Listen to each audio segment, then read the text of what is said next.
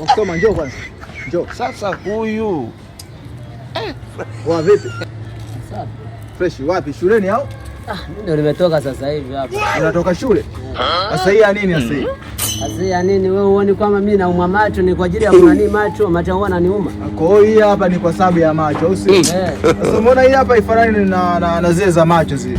Mimi ni mwanafunzi na hii ni kwa ajili ya macho huwa yananiuma. Sawa, macho nimekubali. Vipi mbona umenyoa hivyo? Sasa mwanafunzi gani ananyoa kama hivi mstari? Sasa kinachosoma ni peni au daftari swali. Sasa tuachane na hivyo. Hii ni style gani ya ndevu?